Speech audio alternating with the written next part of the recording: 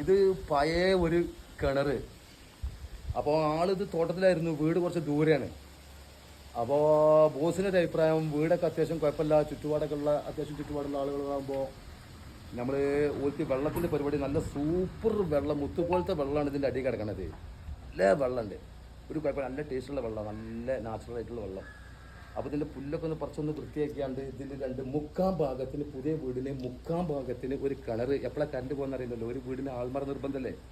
അപ്പോൾ ആൾമറ കെട്ടിയാണ്ട് 2 ഫില്ലർ ഇങ്ങനെ ഇതൊറ്റ വെച്ച് കൊടുത്താൽ, ഒരു ക്രോസ് റോഡും വെച്ചാൽ സൂപ്പറായിട്ട് നമുക്ക് ഈ വീടിന് കിണറിൽ വെള്ളം ഉപയോഗിക്കാം. അപ്പം നടന്നുകൊണ്ടിരിക്കുകയാണ്. കുറച്ച് ബുദ്ധിമുട്ടുണ്ട്. ഇതിൻ്റെ ആദ്യത്തെ ലൈന് ഇതിനെ കയറിപ്പോണം, പിന്നത്തത് ഫില്ലർ വേണം, പിന്നത്തത് കയറിപ്പോണം, പിന്നത്തത് ഫില്ലർ വേണം. അങ്ങനെ ഇടയിൽ ഇങ്ങനെ ഉൾട്ടായിട്ടാണ് ഇതിൻ്റെ ഉള്ളിൽ കുടുങ്ങിയിട്ടാണ് ഈ ഫില്ലർ ഇടാൻ പാടുള്ളൂ.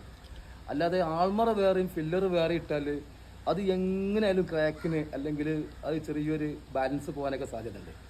അതുകൊണ്ട് ആൾമറ കിട്ടുന്ന ആളുകളാകുമ്പോൾ പഴയ കിണറാകുമ്പോൾ പ്രത്യേകിച്ച് എന്ത് ചെയ്യണം, അടിയിൽ ഈ ആൾമറ വേണ്ട സ്ഥലം പൊസിഷൻ പോയിന്റ് അത് ക്ലിയർ ചെയ്തിട്ട് എന്ത് ചെയ്യുക, അത് മാർക്ക് ചെയ്തിട്ട് അവിടെ പൊളിച്ച കല്ല് കൊണ്ട് കെട്ടും ചെയ്യരുത്.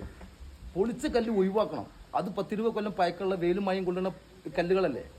അപ്പോൾ ഇത് നല്ല സെറ്റപ്പ്, നല്ല 7 ഇഞ്ചിൻ്റെ കട്ട കൊണ്ടിട്ട് ബെൻഡടിച്ച കിണറിൻ്റെ ആൾമറ കിട്ടുന്ന റൗണ്ട് കട്ട കൊണ്ടിട്ടാണ് നമ്മൾ ചെയ്യണത്. എന്നിട്ട് എന്ത് ചെയ്യുക, അടിയിൽ നിന്ന് ഇങ്ങനെ ഉൾട്ടായിട്ട് ഇങ്ങനെ ലോക്കാക്കിയിട്ടാണ് നമ്മൾ ഫിൽറ്റർ പൊക്കുന്നത്. ചൂറും സറവും നമുക്ക് ലാസ്റ്റ് കാക്ക കാണിച്ചു തരാം. ഇതിൻ്റെ ഫിൽറ്ററൊക്കെ ഇട്ടിട്ട് വെള്ളം മുക്കുന്ന ഒരു ഫോട്ടോ നമുക്ക് കാണാം. ഇൻഷാ അല്ലാഹ്.